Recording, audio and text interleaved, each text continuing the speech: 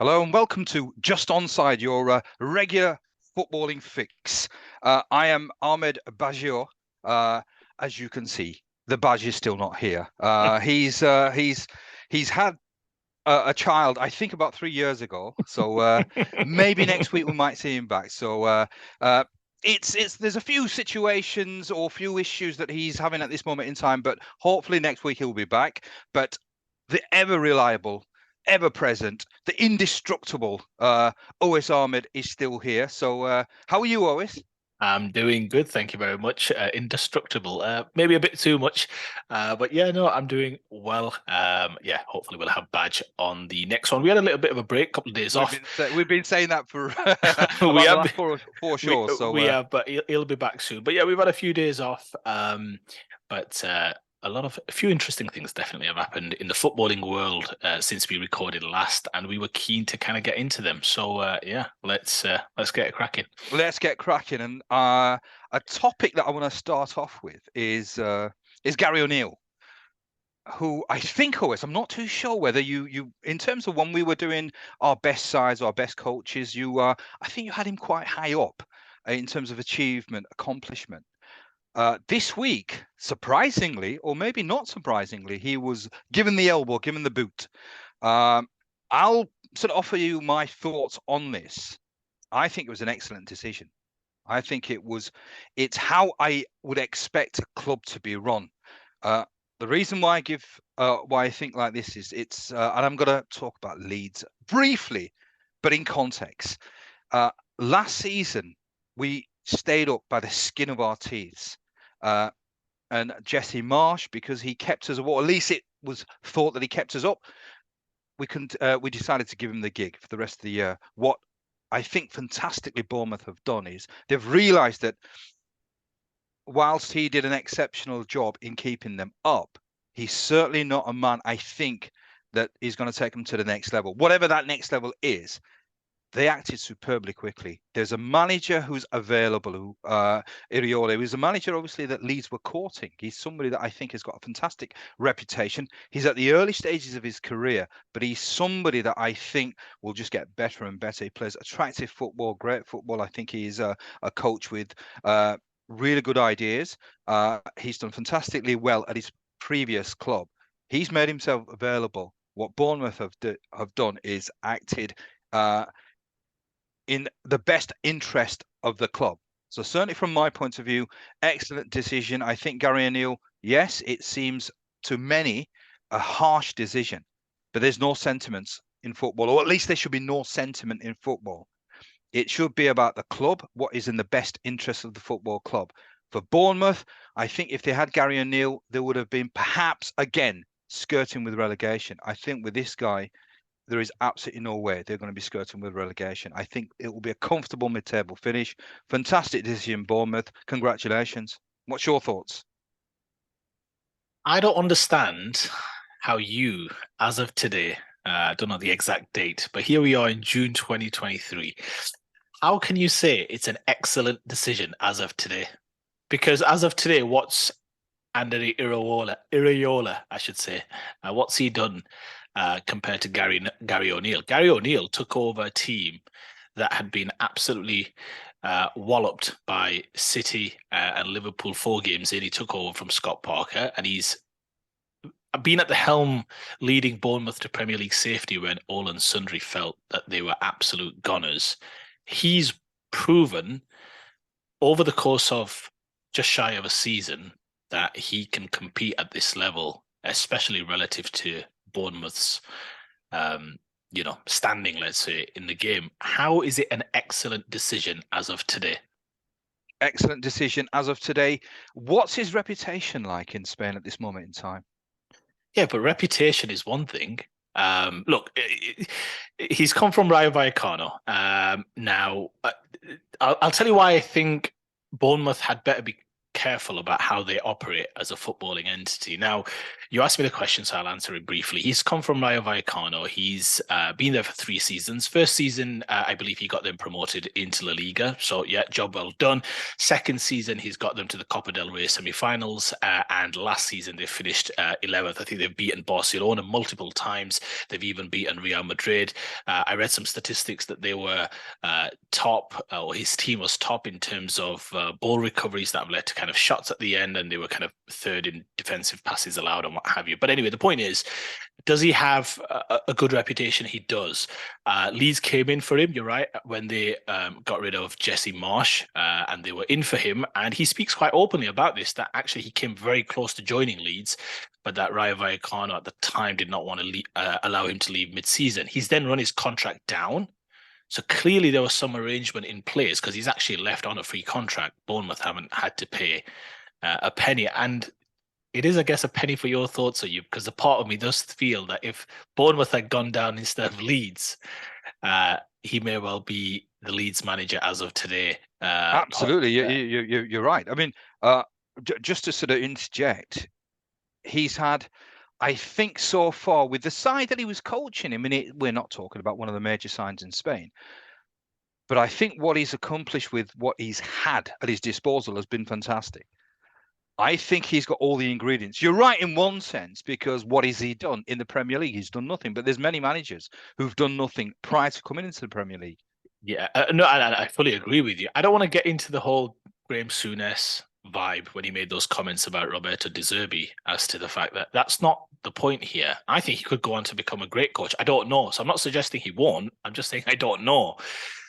My point is that, and you're right, in terms of the squad that he's worked with, I think I read, again, another statistic that said he's signed about 6 players for an average of about 2 million euros. So he deals in loans. He's happy to work with the squad he's got.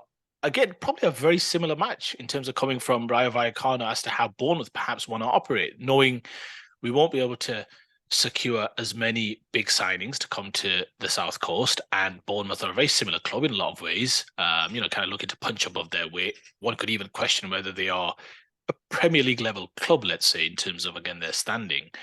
So I'm not disputing that he may go on to do great things at Bournemouth, but the reason why I think Bournemouth need to be a bit more careful about how they operate, it might come across ruthless, and time will tell whether it's the right decision. But I think players, agents, future managers, now look, in the end, they'll make decisions based on money and opportunity.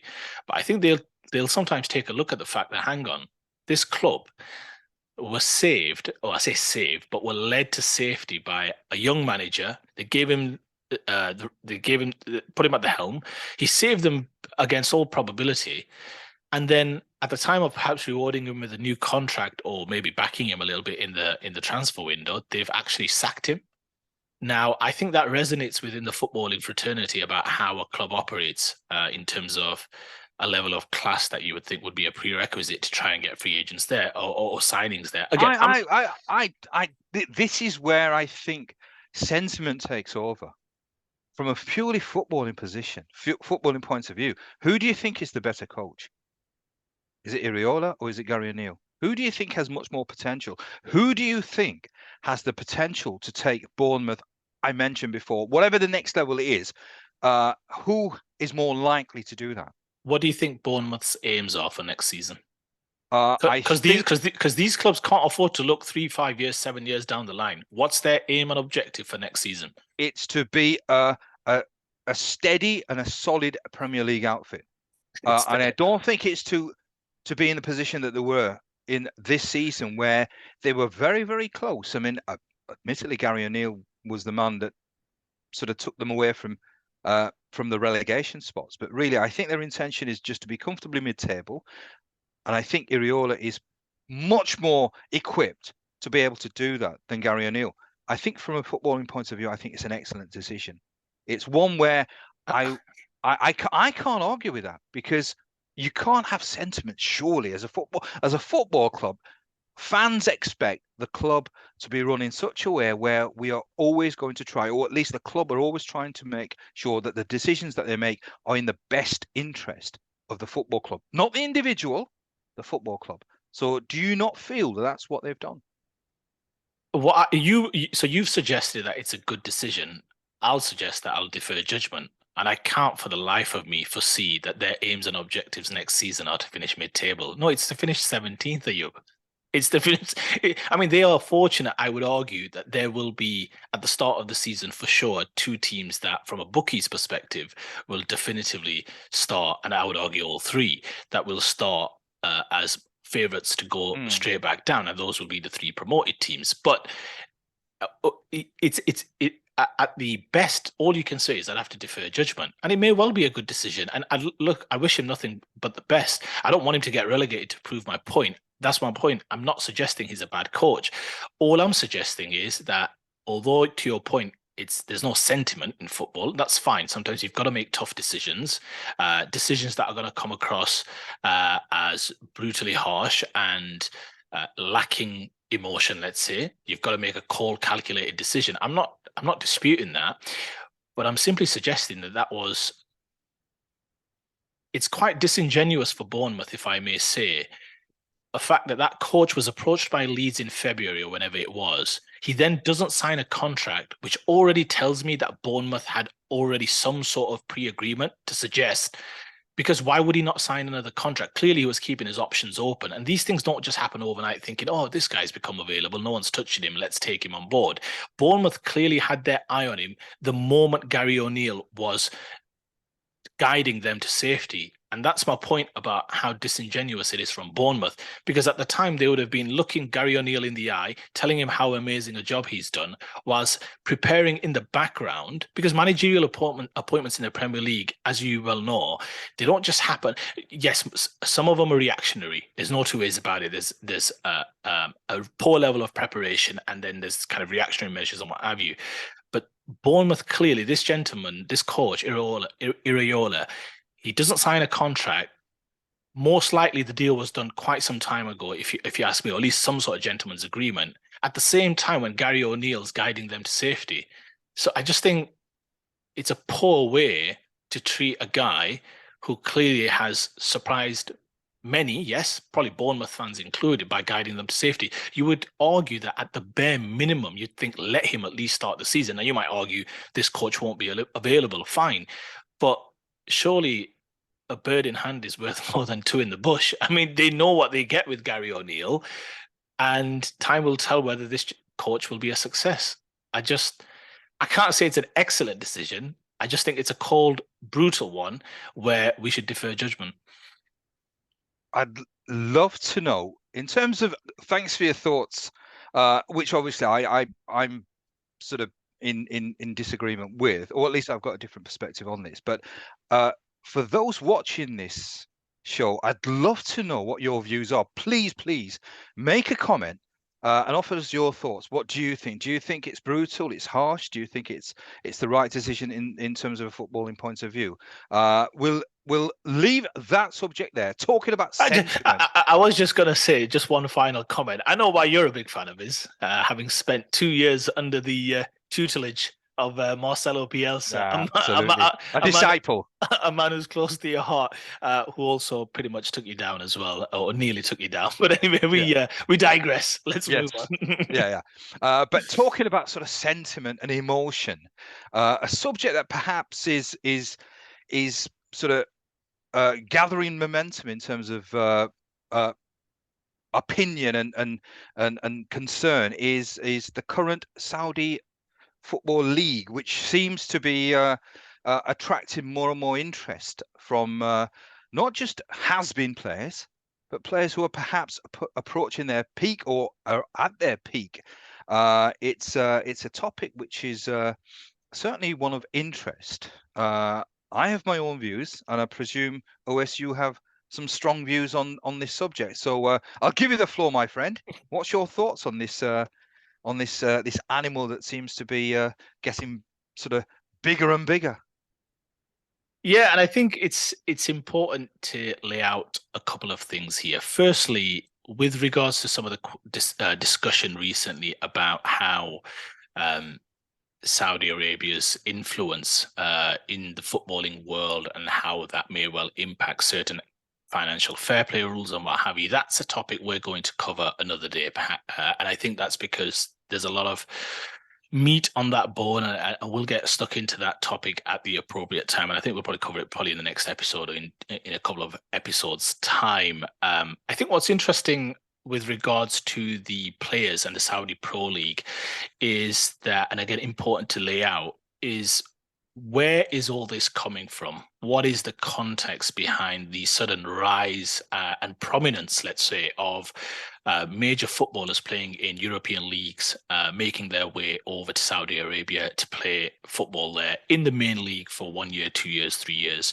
whatever it may be? And it all pretty much starts with what is the Saudi Arabian Vision 2030 concept, let's say, which is essentially, in a nutshell, and I spent a little bit of time actually on their website as well. And essentially what it is it's their kind of the public investment fund, which belongs to obviously the Saudi royal family. That's the engine to which they are looking to transform their kind of economic future. Let's say right now they are the world's largest producer and exporter of oil, and essentially Vision 2030 is with a view to not necessarily becoming less reliant on said oil and exporting of said oil, but it's to kind of take the economy, the Saudi Arabian national economy, and have its impact felt far beyond, in a sense, its own borders, which means that they are looking to kind of invest in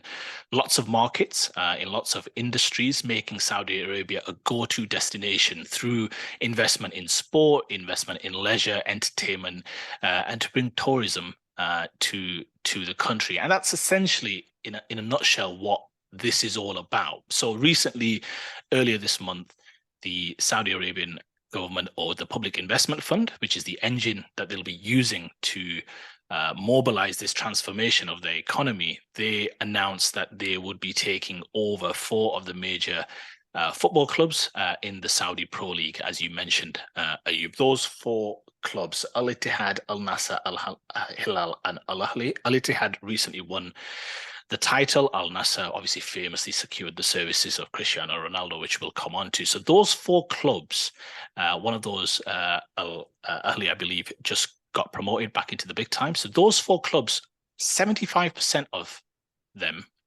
will be owned and operated by the Public Investment Fund, and 25% will be owned, let's say, by these non-profit foundations, which will be also set up. So it's kind of a conjunction of 75% Saudi state-owned and 25% kind of non-profit kind of foundational components, and there'll be a board put together and what have you. So that's, and what they're looking to do is essentially create a go-to destination for football, and they've already started to do this with other entertainments and arts, which we'll come on to, and essentially look to attract some of the best talent into that league.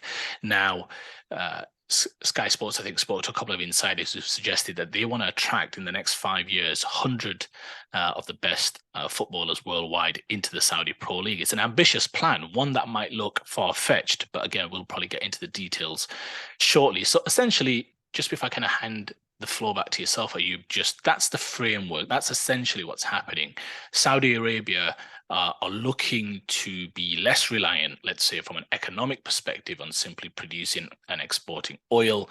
They now want to become major powerhouses and build strategic partnerships across various different sectors, across different worlds. They've got massive investment portfolios, not just in this country, in the UK, but obviously in many of the Western kind of economies, and what they're looking to do with that is obviously build influence and build, let's say, an attraction and kind of this kind of soft power within the Western world to kind of grow their economy thereafter, to become less reliant on oil. So that's essentially what's happening here, and therefore there's a lot of support and backing to make the Saudi Pro League, as you mentioned, as attractive as possible. And one of the ways you do that, or step one, is often looking to attract the best and top footballing talent across the world. And they've obviously clearly targeted European footballers because that's where many of the top footballers reside. So I just wanted to provide a little bit of context as to what this is. Like I said, I'm keen to hear your thoughts, Ayub, what you think about, like I said, some of the players that have transitioned over. You hinted at the fact that it's not just players at the end of their careers. What's your thoughts? Is this something, has it taken you aback? Do you think it's sustainable? What's your overall emotion at the fact that a lot of these footballers obviously are leaving decent gigs, as you would say, to head for the Saudi Arabian Football League?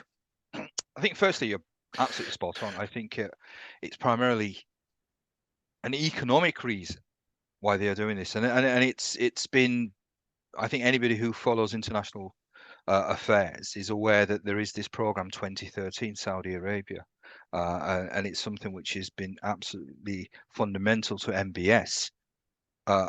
There is, I think, with the oil, it's, I think there is this move away from the dependency on oil. Ultimately, it's not. I mean, I presume people sort of presume it's infinite, but I think there are sort of levels to production, and they know that they can't sustain that they have to look for other ways to try and sort of drive their economy. So I think it is and I think this forms part of that objective, that mission. So in terms of what Saudi Arabia are doing, you can't question what they're doing, because in a sense, a country has to try, and it goes very much what I was saying about a football club. You've got to look at the interests of the country.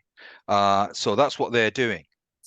As to how they're doing it, fine. I don't have an issue with what they're trying to do. What I have an issue with is the players, and there's always this argument, constant argument, that if somebody offered you for the same job that you're doing 10 times as much money, would you go? Of course I would. But I hate it when people try and equate a normal run-of-the-mill job with professional sports, professional football. It's completely different. I mean, I always try and insist to people that when I was 12, I wasn't sitting at home pretending to be an administrative officer.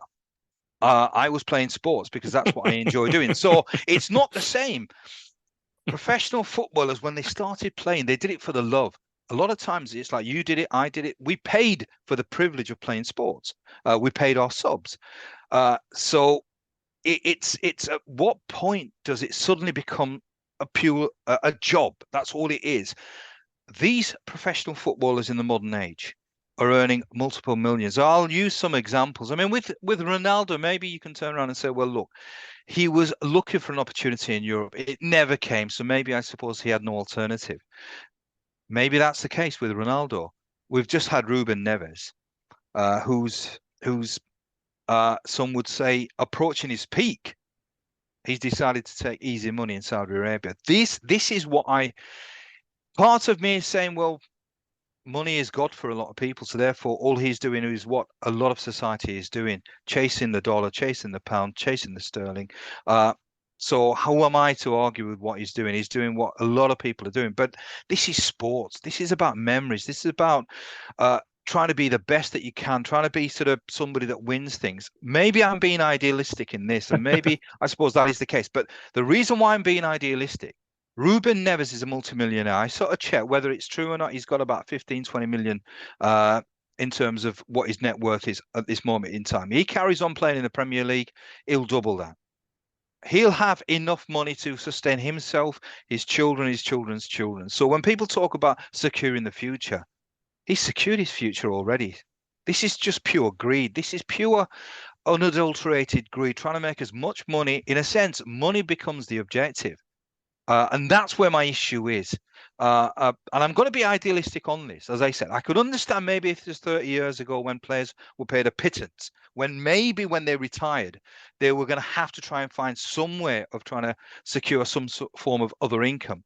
We're not in that stage at the moment. If you're a top-line professional footballer, you've made more than enough money to secure yourself. So if it's a security argument, then you can do one. I'm not having that. I think Saudi Arabia was not going to be like China. I think China sort of fizzled out I'm not exactly sure what the reasons are. I'm sure you'll know the reasons, but it sort of fizzled out. Saudi Arabia will continue, and I think it's going to attract more and more players. I think Neves is the first of many players who are probably at their peak or approaching their peak. I'd like to give a shout out, and no doubt you'll mention him as well, but Son from Tottenham, if rumours are to be believed, he's turned down a 25 million. I'm not sure whether it's dollars, euros, but whatever it is, it's a sizable contract that was offered to him. He says that money is not the driver.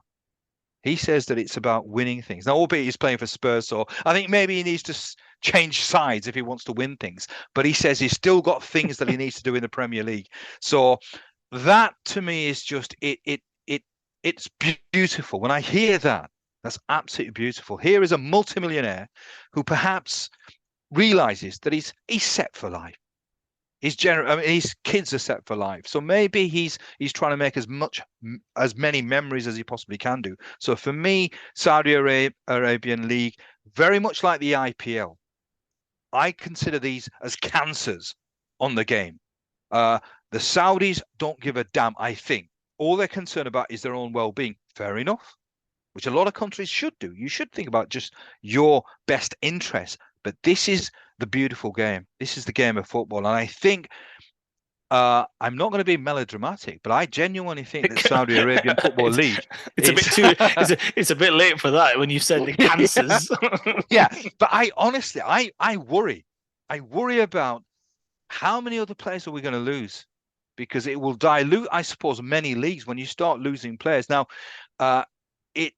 it's as I said, it's not. I don't think it's going to be quite like China. And I'm waiting for maybe, I suppose, your thoughts on why the Chinese league perhaps died a death. But I think the Saudi Arabian league will get stronger and stronger and stronger. The more players that move, the more attractive it will become to other players as well. And I think they've got deep pockets, very, very deep pockets. It's a nation's wealth. It's a nation's wealth. At the moment, they can afford to spend billions. And if you've got billions to spend, you can attract anybody that you want. So, I mean, Messi perhaps would have gone, but I think it was his good lady who perhaps didn't want the Saudi lifestyle. So that was the reason. But I think if it weren't for his good lady, he would have gone as well. So my thoughts on it is it's a league that I hate, but it's a league that I think I should worry about. There's a lot to unpack there. Probably the most important being, how do you know the going-ons inside the Messi marriage? That's what I don't know. I read it in the Sun. It's got to be true. I'm just thinking, his good lady. Goodness gracious. Yeah, no, there's a lot to unpack there. I mean, there's a fair bit that to be fair, on the whole, I probably disagree with your overall sentiment, to be honest. But that's fine. There was pretty much many views expressed. Yeah, pretty much all of it. Now, you referenced at the start of your piece there, MBS, the acronym the acronym used for the leader of the Saudi royal family, Mohammed bin the leader. Well, he is, isn't he? Leader of the royal family. Yes. He is the His Royal Highness Crown Prince Mohammed bin Salman, and that he's the obviously the driver. And if you look on the PIF website, he's the chair of the Public Investment Fund of the, like you said, the sovereign's wealth. And what's interesting is that when Newcastle were taken over, because again, the Public Investment Fund of Saudi Arabia have started to make some serious noise in the sporting world. They obviously started the Live Tour in golf, which recently had a major seismic shift where they merged with the PGA Tour, ending about 12 to 18 months of proceedings and actions and what have you. So they now have a major foothold in one of the preeminent sports in America, in golf. So that's one. They've obviously hosted major boxing events, notably Anthony Joshua against Ruiz 2, as well as the rematch between Anthony Joshua and Usyk. So they've started to, and there's a lot of talk already about potential double headers with the big heavyweight boxers fighting out there on another bill. So Saudi Arabia has become this major player, let's say, when it comes to sport, entertainment as well, major concerts, concerts. Black Eyed Peas, Mariah Carey, Enrique Iglesias, just to name a few, have all performed No, there. I won't call the major artists, especially Mariah, not who. Mariah Mariah Carey. Carey, she was about 10 years ago. Not now. Some of our viewers might have something to say about that, but anyway, Our viewers will be saying, who the hell's Mariah Carey? yeah, probably, yeah, exactly. But anyway, major players. David Guesser, another one. Anyway, so but look, Yeah, he's all right. He's all right. yeah, Yeah, I'm sure you've never, yeah, yeah. you've I think never heard of him, have you? no, I have. Yeah, Titanium. Yeah, although a song by Sia that was essentially, but yeah, featuring David Guetta. Anyway, we move on. But look, they have started to make major noises when it comes to sport, and we'll probably cover this, like I said, in the FFP segment in future episodes about the fact that the Premier League were informed that the 80% stake that the Public Investment Fund has in Newcastle United, that it wouldn't be operated by the Saudi royal family. Well, hard to see how when you go on their website, the main chair on the board is His Royal Highness Crown Prince Mohammed bin Salman. I mean, I'm not sure how that works. You own 80% of the club, and the main man at the top on the website is the Crown Prince. But anyway, that's a topic for another day. But there was a few bits that you covered there, which I want to get into. I mean, I understand your point about footballers and finance, but look, ultimately, we live in the UK, we live in Europe, we have rights, freedom of trade, freedom of movement. There's no restrictions. You can go to any country, you can work. Those are the fundamental rights that we work to, that we fight for, right? That we hold. These are liberties that we have, that we fight for in the Western world. So, I think ultimately, if a player wants to move to another country to further his kind of economic situation, I don't really have an issue with. And the reason why I don't have an issue is because, and we've had this discussion offline, and I don't want to get into it too much, but there was this narrative being built predominantly by pundits, pundits or footballers turned pundits, to perpetuate the myth, to somehow boost their own kind of gladiatorial status or what have you. I don't know what it is of their ego that, we like to play of Champions League, and this is where we want to play in the highest competitions, and that's where we want. And Ruben never said something very similar when he was obviously being strongly linked with a move to Barcelona. And I always used to think that was a very convenient excuse, because ultimately in those times, in bygone years, if you think back to it, a lot of the clubs, all of the clubs that used to qualify for the Champions League were the only clubs who could pay the big money anyway. So it sounds much better. You never hear a player just honestly own it, which I would have no issue with whatsoever if they said, I've moved to this club because they offered me the best financial package. In American sports, they have a very open relationship when it comes to finance. They talk about it openly. There's no issue. There's no stigma attached as if money is this kind of dirty thing. And previously, they'd always talk about, it's about playing against the best teams in Champions League football. And we still have that when we talk about the top four in Premier League. But it was just a coincidence, because all the big clubs that used to qualify for the Champions League were the only clubs who could pay the big money. And then an interesting phenomenon happened where more and more clubs had bigger investment coming into them. And it meant that many of the big footballing teams this year, Liverpool have missed out, Spurs have missed out on Champions League football, Chelsea have missed out on Champions League football.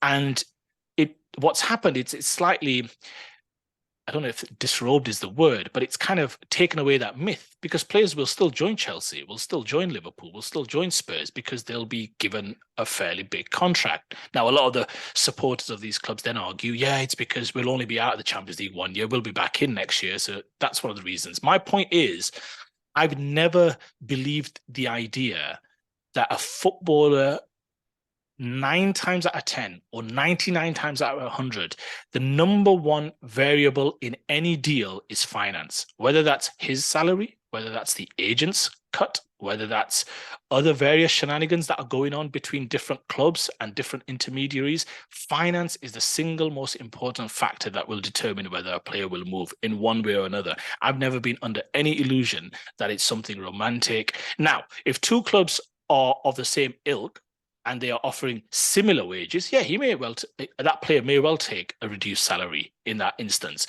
But you are not telling me, and I don't expect any player to take a lower salary when another bigger salary is on offer. I'm just saying I'd rather just players owned it, because it's just authentic. It's more transparent. Yeah. I mean, that's the key. I think that's probably, you've hit the nail on the head.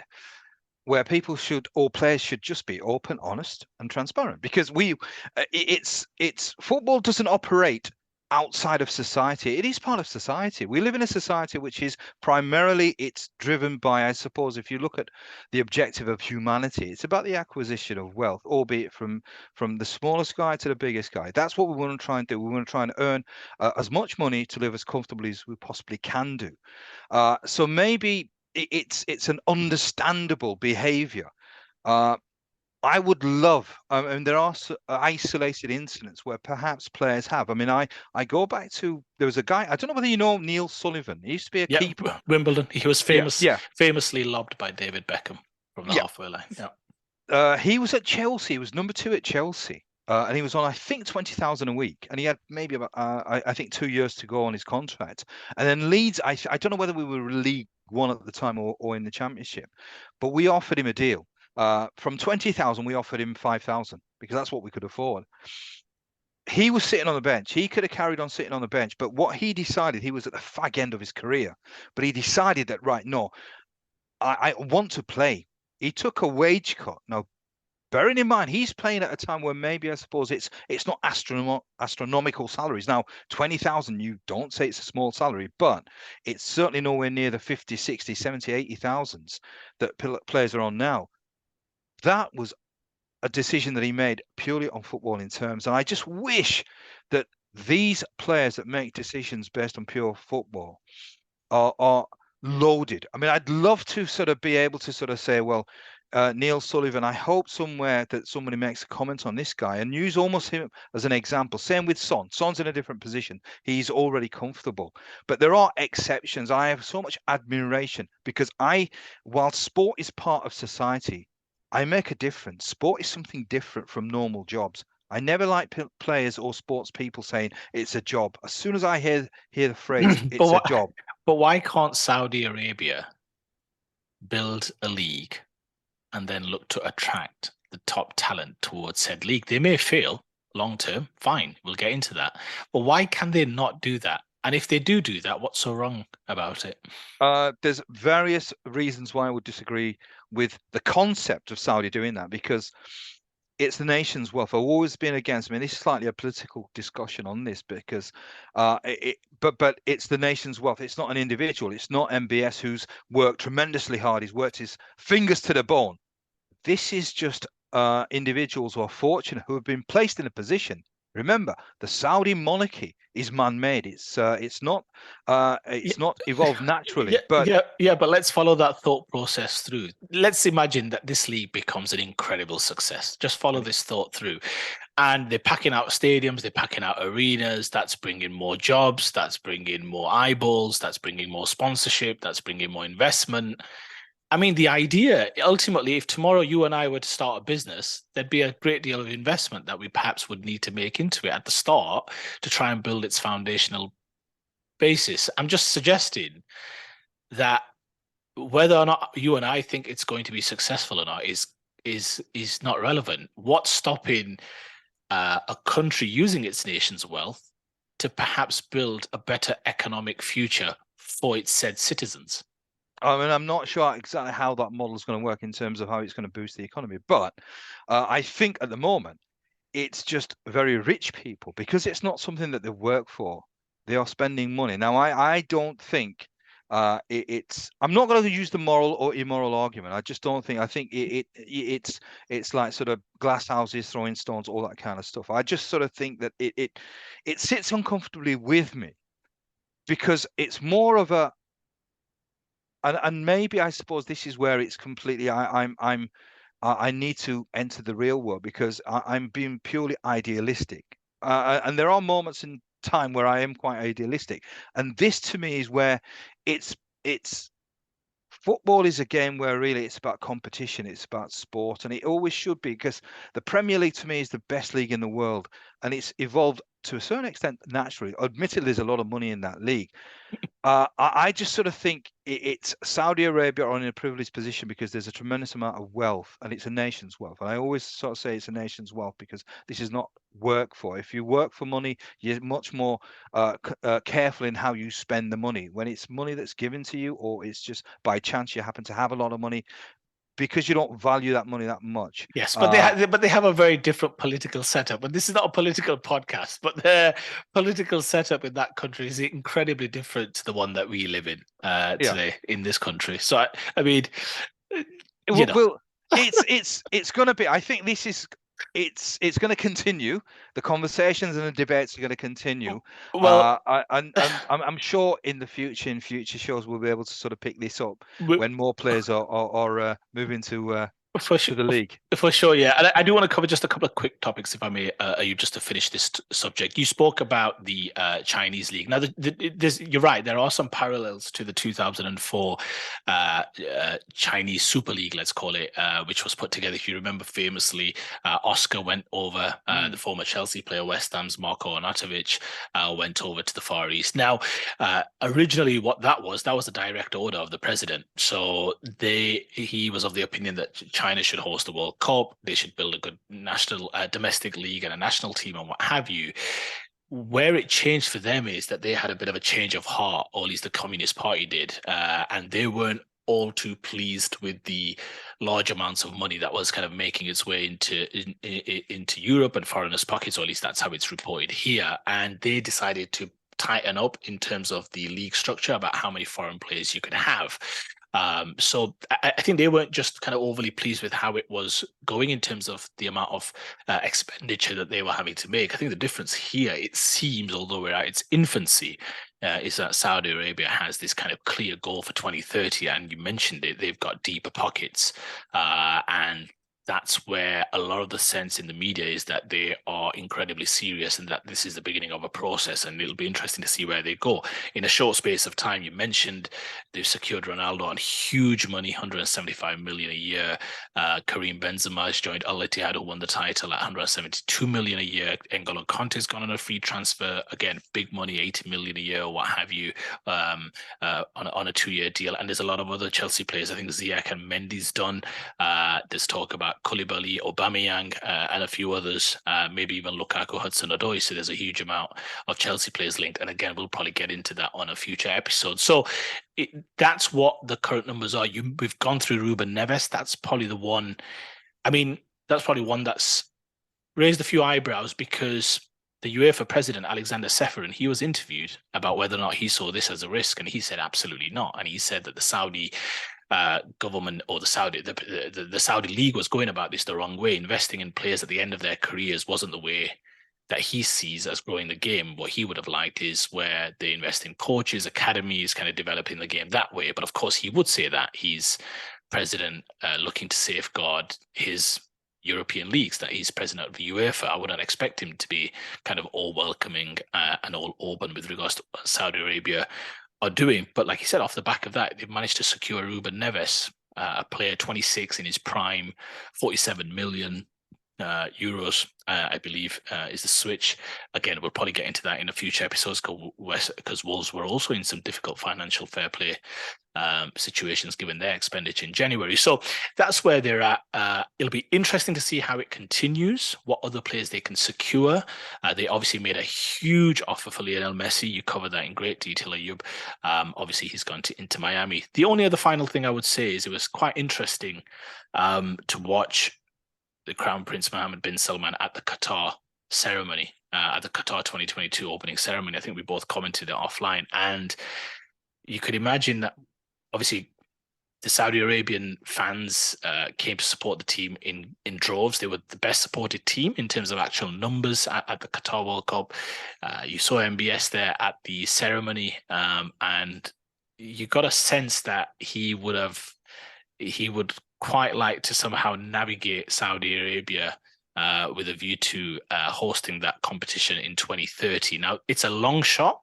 They are looking to host alongside Greece and Egypt, so I'm not exactly sure how it's going to work, but there are other major kind of countries and continents looking to kind of secure the 2030 bid. It's a long shot, but there was a part of me that felt that he's clearly got his eye on securing the biggest prize, and that's what this is. You develop the Saudi Pro League, you create eyeballs, develop tourism, you get a little bit of a foothold into the footballing world, let's say, to gather some power, some influence, build partnerships, and thereafter you get into those rooms, don't you, where you can kind of wield such power and influence. So it'll be interesting to see how that goes. No doubt they've got their eye on that World Cup bid. Uh, good points, good points. And just on a slightly positive note for Saudi Arabia, I've been absolutely slaughtering Saudi Arabia, but they had a decent World Cup. Or I certainly remember, I think the win against Argentina. So I think there's a nucleus of very decent football players in Saudi Arabia. So I'm just intrigued from a purely footballing point of view to see how Saudi Arabia develop as a footballing nation. But enough of that for the time being. Well, just wanted to say, one of my closest friends often tells me that money's no object, and clearly for the Saudis, money definitely isn't any object. I mean, it's a different stratosphere. But talking about, I suppose, international football, that leads me nicely on to the last couple of days where England, I mean, I don't even want to sort of say that it was competitive football, but it was, by all accounts, two competitive games. Easy victories, easy victories. I'm, to be honest, really. I mean, I'm sort of. I don't want to make too many comments on the game because I just sort of think there are some clubs that just should not be at the moment playing international football. But I think the subject that we want to discuss now is England have had two very comfortable victories. We've not really won anything for a long, long time. We've got some decent players in England at this moment in time. What are your thoughts on the next 4 years? Do you think England will actually accomplish any major successes in a international tournament?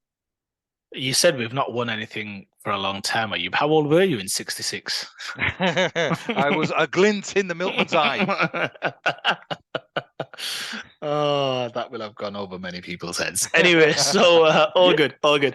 Yeah, it's a good question. I think it's a fascinating topic. I really do, because England, for many years that we've watched England at major competitions, I'm talking in former years, at least as far back as I go. My memory starts at 1994. We famously failed to qualify for that World Cup in the US under Graham Taylor, the late Graham Taylor, in 1994. And the only other competition that we've not qualified for was 2008 in the Euros with Steve McLaren, if you remember the famous defeat by Croatia, who have been a bit of a thorn in England's side since then. But England have come a long way since then. They now go into these major competitions feeling, and I genuinely feel this, I'm sure you would agree, that they have an opportunity. They have an opportunity to be there on the final knockings, those last few games played, semi-finals, final stage. If you look at the last three competitions that they've played, World Cup 2018, Croatia semi-finals, huge opportunity missed, took the lead early with that Trippier free kick. Unfortunately, couldn't see it through, lost 2-1. They then get to the final of the Euro 2020, which was played in 2021 because of COVID. Again, played at Wembley, famously losing on penalties with Saka, Rashford and Sancho missing the penalties. And then obviously just months ago, really, in Qatar, losing a much anticipated Saturday evening showdown with France in 2-1, with unfortunately Harry Kane blazing over with an opportunity to level things up with 10, 15 minutes to go.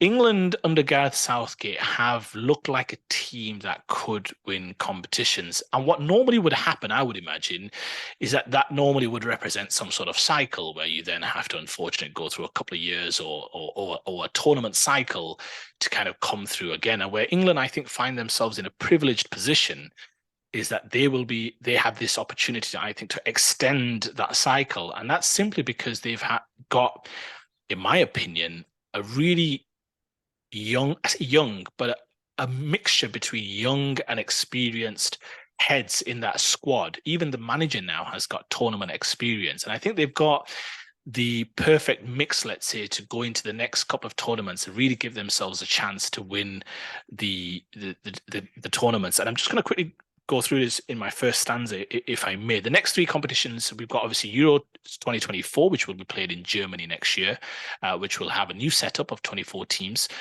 You then have the World Cup to be played again in America, Mexico, and Canada, That will be a 48-team tournament that will be played in World Cup in the year 2026. And then in 2028, interestingly, the hosts of that competition will be decided in September this year. And the two options are Turkey or the United Kingdom.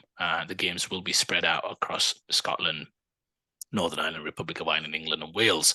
So it'll be interesting to see if England may get the opportunity in Euro 2028 to host the competition, essentially, because all the England games will most invariably be at Wembley, you would imagine. So I just think when you look at, in a sense, the experience that they've gained by playing tournament football, the manager now having experience of 3 major competitions, and then you look at the nucleus of the squad, and this is where I'm going to quickly finish because I just want to get your thoughts quickly. But if you look at the nucleus and the general kind of squad profile in terms of age, there is this fantastic mixture, although there is some cause for pause when it comes to, let's say, the back line, I would argue. But if you look at Kane, he turns 30 in July. Saka, 22, he turns 22 in September. Rashford, he turns 26 in October. Declan Rice, 24. Bellingham has just joined arguably the biggest club in the world. He turns 20 next week, so he's still 19. Grealish turns 28, so pretty much at the peak of his powers. But you've got Ford in 23, Trent 24, soon to be 25 in October. Even, I was going to suggest, like, even at the back line, you could argue there are still some young pups coming through with Reece James, Chilwell. Yes, injury record aside, but even Mark Gay of Crystal Palace, I was surprised to know he's still 22. He turns 23 in July. There are some question marks, which I do want to get into in my second stanza. But I just think if you look at the team in terms of what's happened so far, if you then look at what the squad profile is in terms of age, they've got a very natural evolution. You'd think if health pending, that team, at least in those front positions, picks itself for the next couple of competitions. Yes, health pending, form pending. But I do feel that England, with a slight tweak, I wouldn't say in tactics, but I would say more approach and mentality, I do think can give themselves a great opportunity in the next Euros, maybe even the World Cup. Yes, that's a long way away. Many things can happen. We know that it's never always just going to be laid out, planned the way you think it is 3-4 years out. But I do think that what's gone before and what is to come, as well as the fact you've got Manchester City playing big games in Champions League, that can only help. Arsenal back to Champions League football. You know, if you look at the whole mix, I do think England have as good a chance as any of the other European teams in the European Championships, for sure. But then we'll also have this opportunity in America as well, I think, to compete for the World Cup. I agree. I think in terms of the ingredients that we have, it's exceptional. I think we've got some unbelievably gifted footballers who are going to get better and better. My concern was, and we've done a piece on this on Gareth Southgate, I think that's where the problem is for me. If you were to ask me what would prevent us from winning tournaments in the next 3, 4, 5, 6 years, is Gareth Southgate. I'm absolutely, obviously he's not going to stay for the next 6 years until 2028, but I'm not sure who, but I'm sure there are coaches out there that perhaps would do much better. They're much more tactically astute. I think they're much more gifted just naturally. I think Gareth Southgate, I said at the piece when we did the show before, I don't think he was deserving of the England gig. I think he was just in the right place at the right time. He's a company's man. And I think he just fitted exactly what the FA wanted. I think he's a safe appointment, a better coach with the ingredients that we have. We win not just the next tournament. I think we've got a chance of winning the World Cup as well. I think that's how good the players are. I think in terms of world football at this moment in time, as a squad of players, I think England probably have the best squad of players. So I would, as long as Southgate stays, I think we'll find it difficult to win a tournament.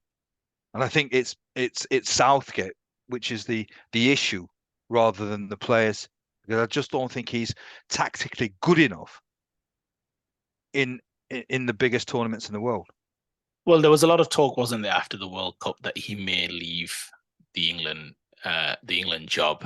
He's decided to stay on. You feel that if the European Championships if England don't get to the final, you feel like that cycle may well have come to an end. I mean, to lead England to 4 competitions is a pretty good run, I would say, in terms of having the kind of being given the opportunity, right, to seize the moment and to try and achieve success. And I agree, England should be there or thereabouts. They have been in the last 3 tournaments. I think that's indisputable.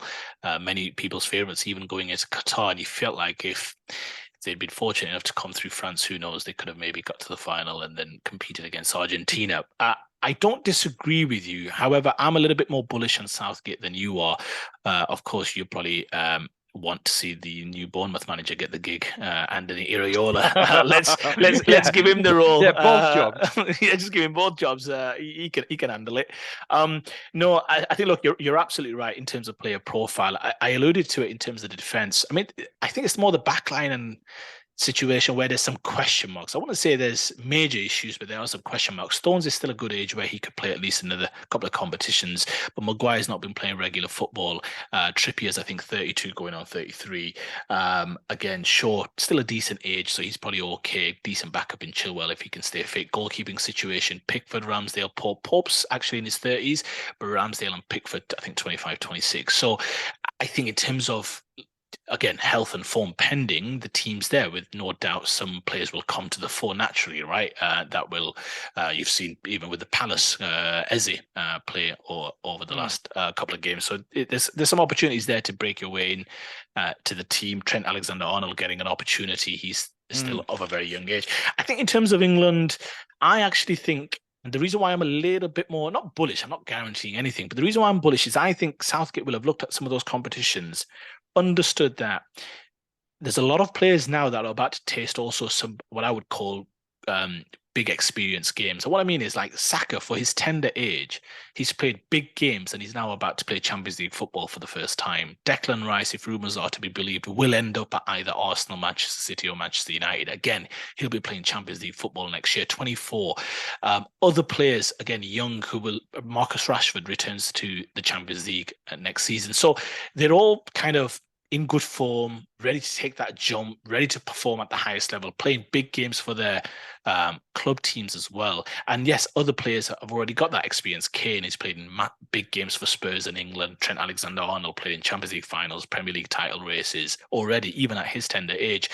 I just think the tweak that Southgate, I think, will come to naturally is that kind of evolution of style where we have to have that healthy bit of arrogance. There was a little bit of talk recently about Bazball to Gazball after the 7-0 win against North Macedonia. That might be taking it a bit too far, but I think that's what's needed a little bit of healthy arrogance. I think there's nothing wrong with that, to go for teams a little bit more, to kind of stamp your authority on a game. And I think England have always struggled with that to some extent, especially in crunch moments. I think they've gotten better at that. There were large moments for that France game where they were, I want to say dominant, but they looked a superior team, at least to my eye. So I just think it's a case of just shaping that mentality. And I think it can only help that a lot of these players will be playing for big clubs, whether it's in the Premier League. Bellingham just moved at the age of 19 to the biggest club in the world, Real Madrid. He'll be playing a major role for them in La Liga and in the Champions League. It can only help, is what I'm saying, in terms of moving forward. And again, if you look at that front end with Rice, Bellingham, Saka, Rashford, Kane, options with maybe Tony, Wilson, striker might be an option I could see if Kane was to get injured, because there's some issues there. But in terms of the squad profile, and then the last point I'll just make is when you then look at, in a sense, the level of competition for the Euros, again, it's away next year's tournament, but Germany are in a little bit of disarray. They obviously lost a friendly 2-0 home to Colombia. France probably are going to be the threats. They always are. They always tend to do well in major competitions, I say generally speaking, but they'll be led no doubt by Mbappe and other great stars. France always, again, they're always there or thereabouts.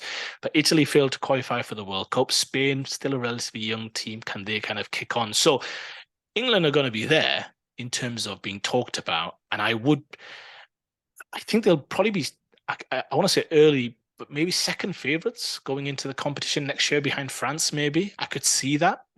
So I think it's just a case of when it gets those crunch moments to be able to seize the day. And I do feel like the heartache that's come before, the experience that's come before, I think these players feel and seem comfortable enough at international level, having played big games for their club teams and now for England as well, to take that final step, and I do feel like they can get their hands on one of the next two major competitions in terms of trophy. Interesting. I mean, the quality is there, but I'll stick to my original point about Southgate. I think that's the weak link, and unfortunately, it's quite an instrumental position or key position because, albeit these guys, you're absolutely correct, they're playing for big clubs, big tournaments, but when they play for England, they're playing for a coach that obviously is going to implement his ideas, his strategies, his tactics, and I just don't think Southgate's the man. But it's again, it's a topic that we'd like to have your views. Please tell us exactly what you think. Do you think Southgate is the right man? Do you think we've got the quality of players? Do you think England will win a tournament in the next few years? I think that is a wrap. I think those are the three subjects that we've covered. So thank you so much, Owen, as always, for your informed, detailed opinions. I've learnt a lot. And I apologize for my shooting from the hip. And if anybody from Saudi Arabia is watching, I do apologize. These are just opinions. I mean, I love Saudi Arabia. So I don't want to suffer a fate that others have suffered at the hands of Saudi. Let's leave it at that. Right. Thank you so much for watching. Please do all the good stuff. Subscribe if you haven't. Smash a like. Please put comments in. We do encourage people to put comments in. What we want to try and do is perhaps put in content that reflects what our viewers want. So if you would be kind enough to put in a comment, we'd absolutely love that. So thank you so much for your time. OS, thank you so much. And until the next episode, stay on side.